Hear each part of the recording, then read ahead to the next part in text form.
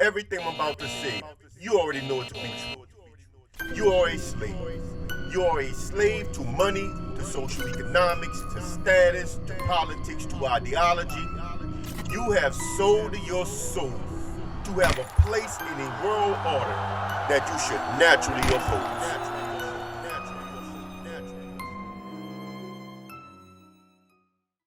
You know, one of the things I always ponder is how did we get where we are? And I don't mean how we are as a race of people, I mean how we are as Americans. Because we are literally 10 steps from totalitarianism in a country that was actually set up by its constitution to avoid just that. How did we get here where President Biden could get on TV and say that your individual rights doesn't matter, that you belong to a group, and what's best for that group is determined by government? How did we get there? That your life is not yours, that you are a part of a collective. And my brothers and sisters, this is why I have a problem with that whole black thing. This is why I have a problem, because I'm not a part of a collective. I am an individual. And we are not going to make any progress as a group until the individuals stand up for themselves. Because every group, every collective is only as strong as the individuals within it.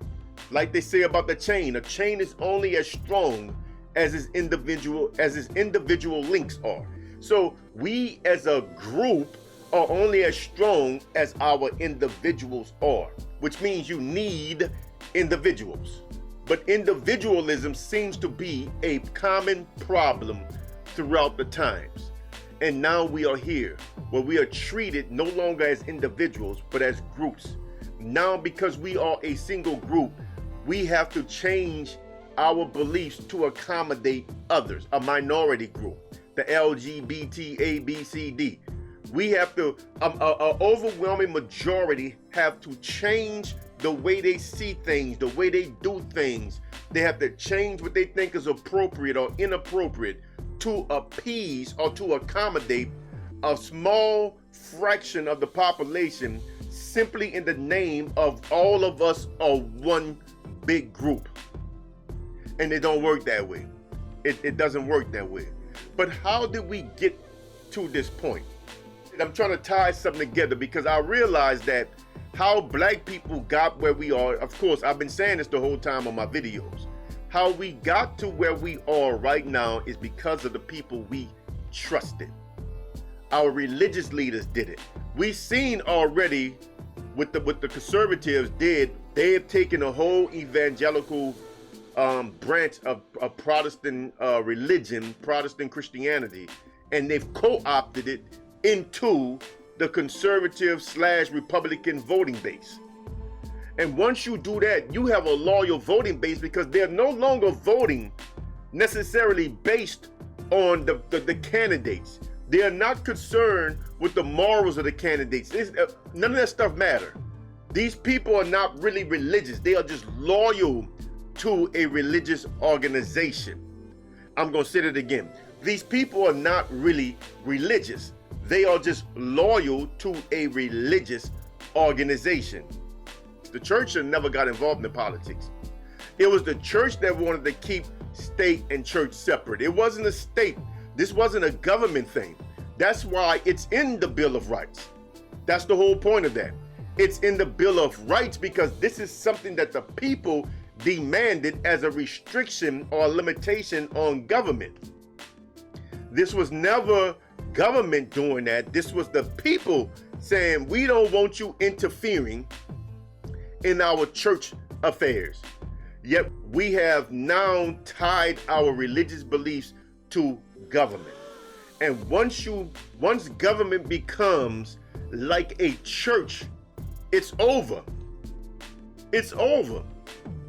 One of the most brainwashing things we have ever seen is religion. And now government is like a religion. And I'm telling you, this hit me like ding, ding, ding, ding, like a epiphany, right? I'm like, you always wonder why political people on either side are so irrational. You know, you talk to these people, I don't care if they're conservatives or liberals or shall I say Democrats or Republicans, it don't matter. If you talk to them, they are fine as long as the topic actually is a topic that they are on the right side of. That kind of makes sense. But the second you point out something that doesn't make sense that's on their side, their brain shut down. The same way people do with religion.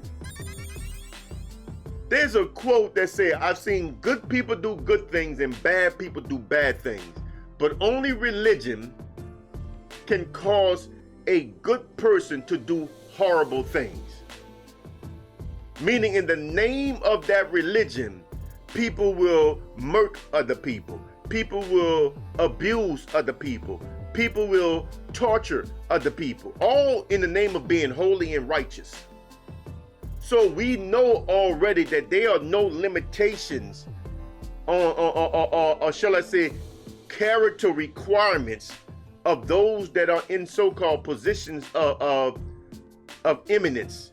There is no character requirements for these people. The only thing they have to do is claim to be righteous and come wrapped in that energy all the time. Well, this is what I've been saying about people like Dr. Claude Anderson, like Dr. Umar Johnson, like Minister Louis Farrakhan. This is what I've been saying, that they come wrapped in all of the pro-blackness and everything, but they don't mean us well. They don't mean us well because they're brainwashing of us. The blind loyalty that we show towards them trickles over to government. Whether we show that blind loyalty to Biden and the Democrats, or we show it to Trump and the Republicans, it trickles over to the point where we no longer look objectively at anything that's going on around us. We take a side. But anyway, the point I'm making is that I understand now how we get to this point of blind loyalty to Democrats, of blind loyalty to Republicans. Why both of them are literally destroying the quality of life, not only for all Americans, but they're destroying the quality of life for human beings on the planet. And we still support them, although we get nothing out of it because we have taken a side. Let me give you some insight on this here. If you go back into fake history, they'll tell you how the two power struggles or structures of the old times was always the clergy and the royals. Now, the royals had no power over the clergy. I want you to think about that. The one group that the king had no authority over was the clergy. This is why the Vatican is its own city today. The one people that the king could not tell what to do, could not make them do anything, could not order around, was the church. And the church collected their own money, they collected land. So this is where the real tax came from. The original tax came from us paying the church. The only thing these devils did with government was they looked at the influence that the clergy had over the people that believed in religion. And they said, if we could tap into that, we can rule these people forever. But they had a problem. You got too many independent thinkers, particularly among the black indigenous populations. Not enough of them are religious zealots. Not enough of them are just going to be blindly religious. So you have to take your time and find something that they can be loyal to. And you know what that was? Black Revolution. You put enough pressure on them. You prop up these fake leaders who really don't care about them. They just want to be famous and popular and rich or whatever, right? They don't care about black people. You pop up these Umar Johnson types, and you use them to usher black people deeper and deeper and deeper into the system.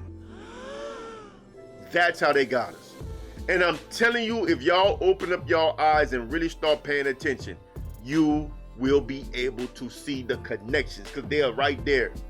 They're right there. These people represent our straight path, and they have corrupted us so that we can be enslaved by powers that be that don't care about them either. While y'all think these are good men, they work for the devil. Why y'all think that these are holy men? They work for the devil. I know y'all hear me. I know y'all hear me. You don't want to hear it, but just sit here and listen to this stuff long enough. You gonna get it. I'm Brother Kush, aka the Black Y'all.